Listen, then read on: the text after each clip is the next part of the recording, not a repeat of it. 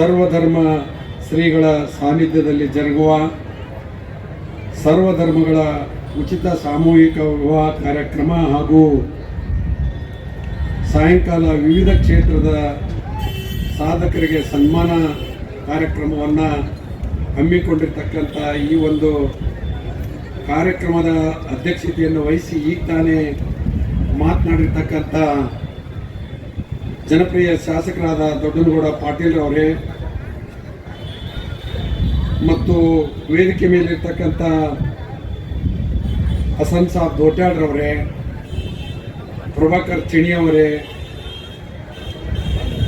ಈ ಎಲ್ಲ ಕಾರ್ಯಕ್ರಮದ ಸಾನ್ನಿಧ್ಯವನ್ನು ವಹಿಸಿ ತಮ್ಮ ನುಡಿಮುತ್ತನ್ನು ಆಶೀರ್ವಚನದ ಮೂಲಕ ನಮ್ಮೆಲ್ಲರಿಗೆ ಆಶೀರ್ವದಿಸಿ ಇಲ್ಲಿಂದ ದಯಮಾಡಿಸಿರ್ತಕ್ಕಂಥ ಶ್ರೀ ಶ್ರೀ ಬ್ರಹ್ಮಶ್ರೀ ಶ್ರೀ ವೀರಭದ್ರ ಮಹಾಸ್ವಾಮಿಗಳವರ ಪಾದಗಳಿಗೆ ದೀರ್ಘದಂಡ ಪ್ರಣಾಮಗಳನ್ನು ಸಲ್ಲಿಸಿ, ವೇದಿಕೆ ಮೇಲಿರ್ತಕ್ಕಂಥ ಶ್ರೀ ಸಡಸ್ಥಲ ಬ್ರಹ್ಮಿ 108 ಕರಿಬಸವ ಶಿವಾಚಾರ್ಯ ಮಹಾಸ್ವಾಮಿಗಳಿಗೂ ಕೂಡ ಭಕ್ತಿಪೂರ್ವಕ ಹಣೆಮಣಿದು ಮತ್ತು ವೇದಿಕೆ ಮೇಲಿರ್ತಕ್ಕಂಥ ಇನ್ನೊಬ್ಬ ಪರಮ ಪೂಜ್ಯ ಚಂದ್ರಶೇಖರ್ ದೇವರವರಿಗೂ ಕೂಡ ವಂದಿಸಿ, ಇಲ್ಲಿಂದ ಅನೇಕ ಪೂಜ್ಯರು ಕೂಡ ಈಗಾಗಲೇ ಬೇರೆ ಕಾರ್ಯದ ನಿಮಿತ್ತ ಹೋಗಿರ್ತಕ್ಕಂಥ ಸರ್ವರಿಗೂ ನಮಿಸಿ, ಈ ಒಂದು ಕಾರ್ಯಕ್ರಮದಲ್ಲಿ ಭಾಗವಹಿಸಿರ್ತಕ್ಕಂಥ ಸುಬ್ರಹ್ಮಣ್ಯ ಅವರೇ, ಮಲ್ಲಣ್ಣ ಪಲ್ಯದವರೇ, ಅಮರ್ಚಂದ್ ಜೈನ್ ಅವರೇ, ನಾಗರಾಳ್ ಅವರೇ,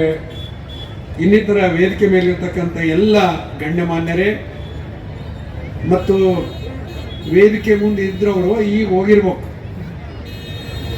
ನವ ವಧುವರರು ಯಾಕೆ ಅರ್ಜೆಂಟ್ ಕಳಿಸಿದ್ರೆ ಗೊತ್ತಾಗಲ್ಲ.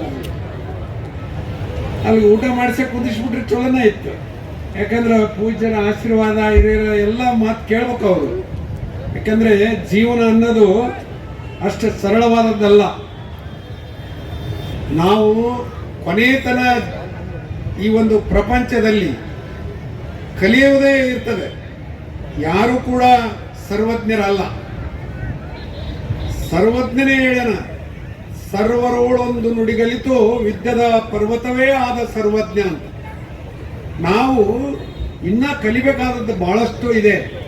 ಅದಕ್ಕಾಗಿ ಇವತ್ತು ನಮ್ಮ ಮಿತ್ರರಾದ ಶ್ರೀ ವಜೀರ್ ಅಲಿ ಗೋನಾಳ್ ಅವರು ಪ್ರತಿ ವರ್ಷದಂತೆ ಈ ವರ್ಷ ಅವ್ರು ಹೇಳಿದರು, ತಮ್ಮ ಪ್ರಾಸ್ತಾವಿಕ ಮಾತುಗಳನ್ನು ಹೇಳ್ತಕ್ಕಂಥ ಸಂದರ್ಭದಲ್ಲಿ ಅವರು ಈಗಾಗಲೇ ಎಷ್ಟು ವರ್ಷದಿಂದ ಇದನ್ನು ಮಾಡ್ತಾ ಬಂದಿದ್ದೇವೆ. ಒಂದೊಂದು ವರ್ಷ 60, 70 ಆಗಿರ್ತಕ್ಕಂಥದ್ದು ನಾವು ನೋಡಿವಿ ಸಾಮೂಹಿಕ ವಿವಾಹಗಳು. ಈ ವರ್ಷ ಏನೋ ಸ್ವಲ್ಪ ಕಡಿಮೆ ಆಗ್ಯಾವ, 43 ಎಷ್ಟ ಇದ್ರಲ್ಲಿ. ಆ ರೀತಿ ಒಂದು ಸಾಮಾಜಿಕ ಸೇವೆಯನ್ನು ಮಾಡ್ತಕ್ಕಂಥ ಕೆಲಸವನ್ನು ಅವರು ಮಾಡ್ತಾ ಇದ್ದಾರೆ.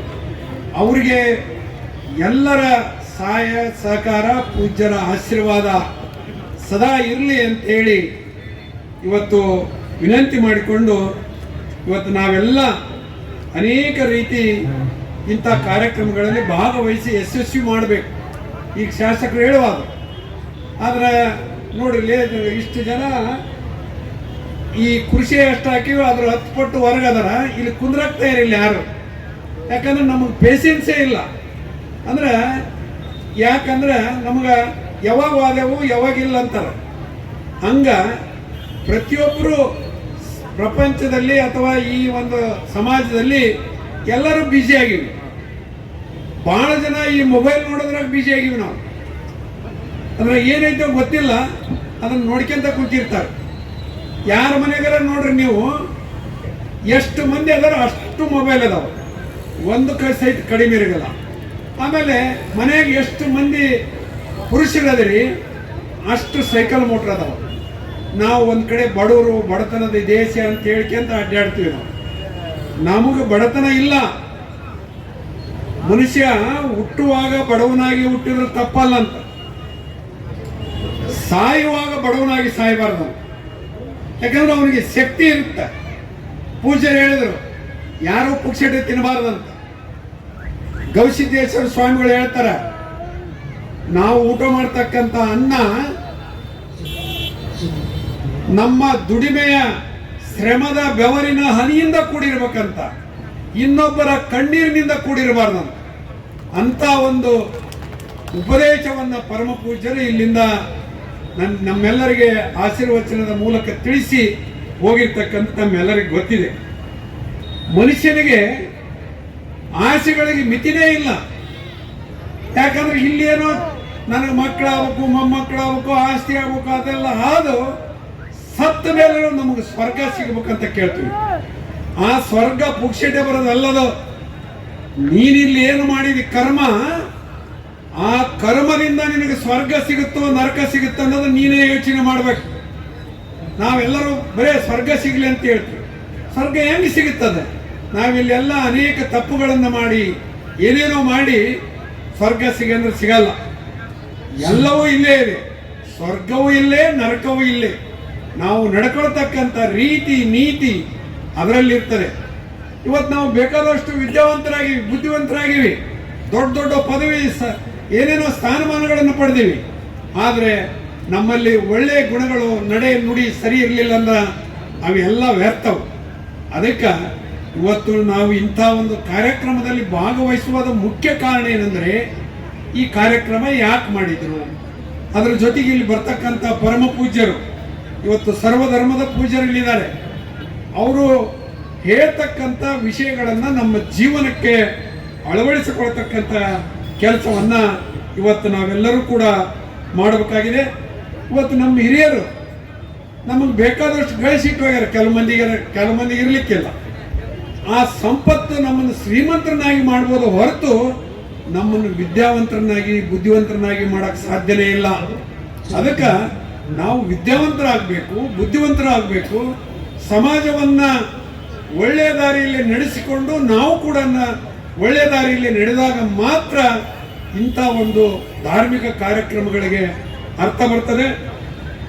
ಮತ್ತು ಇವತ್ತು ನಾವು ಬಹಳ ಜನ ಎಲ್ಲರೂ ಹೇಳ್ತೀವಿ, ಇವತ್ತು ಸಮಾಜ ನಿಂತಿರೋದೇ ಯುವಕರ ಮೇಲೆ, ವಯಸ್ಸು ಇದ್ದವ್ರ ಮೇಲೆ. ವಯಸ್ಸು ಬಂದಂತ ಈಗ 18ರಿಂದ 25-30 ವರ್ಷದಲ್ಲ, ಅವ್ರ ಮೇಲೆ ಸಮಾಜ ನಿಂತಿದೆ, ಸರ್ಕಾರ ನಿಂತಿದೆ. ಆದ್ರೆ ಏನಾಗಿದೆ, ದುಶ್ಚಟಕ್ಕೆ ದಾಸರಾಗಿ ನಿನ್ನೊಂದು ಪೇಪರ್ನಾಗ ಓದ್ನೆ ನಾನು. ಒಬ್ಬ ಯಾರೋ ಸ್ವಾಮೀಜಿ ಒಂದು ಮಾತನ್ನು ಹೇಳಿದಾನೆ, ಇವತ್ತಿನ ಯುವಕರು ಹೆಂಗಾಗ್ಯಾರಂದ್ರ ತಂದೆಗೆ ಮಣ್ಣು ಕೊಡೋಂಥ ಪರಿಸ್ಥಿತಿ ಇಲ್ಲಂತ, ತಂದಿನೇ ಮಕ್ಕಳಿಗೆ ಮಣ್ಣು ಕೊಡುವಂಥ ಪರಿಸ್ಥಿತಿ ನಿರ್ಮಾಣ ಮಾಡ್ಯಾರ ಅಂತ ಹೇಳಿದ್ರಿ. ಸ್ವಾಮೀಜಿ ಹೇಳ್ಯಾರ, ನಾ ಹೇಳೋದಲ್ಲಿದು. ಮತ್ತಿದೇನಪ್ಪ ದಾರಿ ತಪ್ಪಿಸಿಲ್ಲ ಏನನ್ನ ಮಾತಾಡ್ತಾರಲ್ಲ, ಎದಕ್ಕೆ ಬಂದಾರ ಅಂತ ಹೇಳಿದ್ರಿ ನೀವು.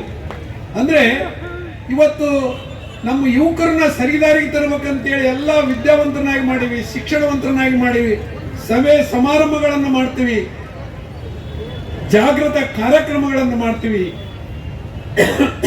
ಆದರೆ ಯಾರು ಕೂಡ ಸುಧಾರಣೆ ಆಗಂತ ಇದು ಕಾಣ್ತಾ ಇಲ್ಲ. ಅದಕ್ಕಾಗಿ ನಾನು ತಮ್ಮೆಲ್ಲರಲ್ಲಿ ವಿನಂತಿ ಮಾಡಿಕೊಳ್ತೇನೆ, ಇವತ್ತು ಒಳ್ಳೆ ಸಮಾಜವನ್ನು ಕಟ್ಟೋಣ, ಸರಿದಾರಿಗೆ ನಡೆಯೋಣ. ಈಗೇನು ವಜೀರ್ ಅಲಿ ಗೋನಾಳ್ ಅವರು ಕಷ್ಟಪಟ್ಟು ಈ ಒಂದು ಕಾರ್ಯಕ್ರಮ ಇವತ್ತೇನೋ ಹೊಸ ಜೀವನಕ್ಕೆ ಕಾಲಿಡ್ತಕ್ಕಂಥ ಅವರಿಗೆ ಮತ್ತು ಇಲ್ಲಿ ಬಂದಿರತಕ್ಕಂಥ ಎಲ್ಲ ಹಿರಿಯರಿಗೆ ಒಂದು ಕಿವಿಮಾತನ್ನ ಹೇಳ್ತಕ್ಕಂಥ ಕೆಲಸವನ್ನು ಅವರು ಮಾಡಿಸಿದ್ದಾರೆ. ಅವರಿಗೆ ಸದಾ ದೇವರು ಮತ್ತು ಪೂಜಾರಿಂತ ಆಶೀರ್ವಾದವನ್ನು ಮಾಡಲಿ ಅಂತ ಹೇಳಿ ಈ ಕಾರ್ಯಕ್ರಮಕ್ಕೆ ನನ್ನನ್ನು ಕೂಡ ಕರೆಸಿ ಮಾತನಾಡಲಿಕ್ಕೆ ಅವಕಾಶ ಮಾಡಿಕೊಟ್ಟಿರ್ತಕ್ಕಂಥ ತಮ್ಮೆಲ್ಲರಿಗೆ ಮತ್ತು ವಜೀರ್ ಅಲಿ ಗೋನಾಳ್ ಅವರ ಸಂಘಟಕರಿಗೆ ವಂದಿಸಿ ನನ್ನ ಮಾತುಗಳನ್ನು ಮುಗಿಸುತ್ತೇನೆ. ವಂದನೆಗಳು.